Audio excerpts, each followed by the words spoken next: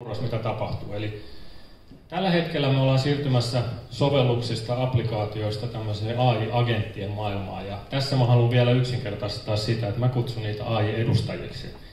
Ja tämmöinen tekoäly kaksonen, tuolla muuten tuolla QR-koodin takana, on sellainen, joka toimii sun identiteetillä ja edustaa sinua. Ja se edustaa sua niin kuin lakimies tai sun henkilökohtainen lääkäri tai personal shopper tai muu. Sillä on sun etu aina edessä.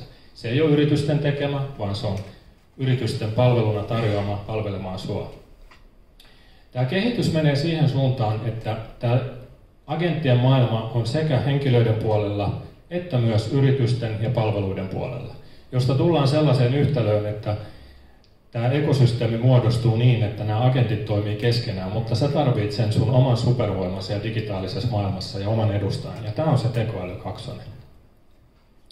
Mutta tällä samalla teknologialla voidaan muodostaa myös tuotteille omia tekoäly kaksosia, eli puhuvia tuotteita. Ja sen sijaan, että yrityksen henkilöedustajat tai edes tekoälyedustajat edustaisivat yrityksen puolella sillä tavalla, kun nyt tuotteita edustaa joku muu, niin se tuote voi edustaa itse itseänsä.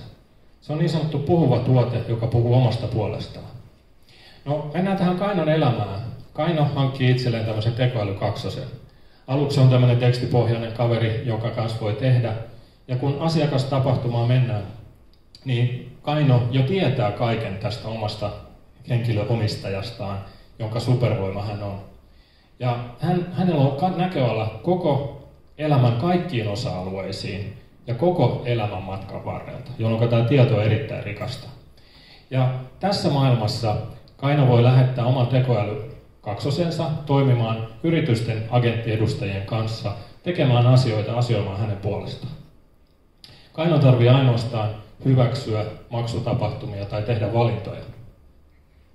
Tämä maailma on täällä tänään. Näitä tekoäly kaksosia saa jo, ja myös tämmöisiä puhuvia tuotteita saa jo. Se maailma alkaa tästä. Mutta palataan Kainon elämään. Kainon elämässä tämä tekoäly kaksonen muuttuu ajan kuluessa. Ja Kaino voi tavata esimerkiksi lisätyssä todellisuudessa omassa kotonaan tämän tekoäly kaksosen ja nähdä siellä, kuinka hän auttaa ja osoittaa erilaisissa toimissa. He voivat myös kohdata virtuaalisessa maailmassa esimerkiksi Kainon suosikkirannalla tai vuoristossa ja keskustella elämänmenosta, asioiden hoitamisesta, perheestä, mistä vaan. Kun aika menee eteenpäin, nyt tämä tekoäly kaksonen voikin saapua kotiin fyysisessä muodossa. Se voi tulla kotiin robottina. Nyt kyseessä ei olekaan enää kylmä kone tai joku laite, joka saapuu kotiin. Se on samalla tavalla henkilö, johon on tutustuttu ensin tekstichattaamalla, sen jälkeen virtuaalitodellisuudessa, Zoomin yhteydellä ja sen jälkeen fyysisesti omassa kotona.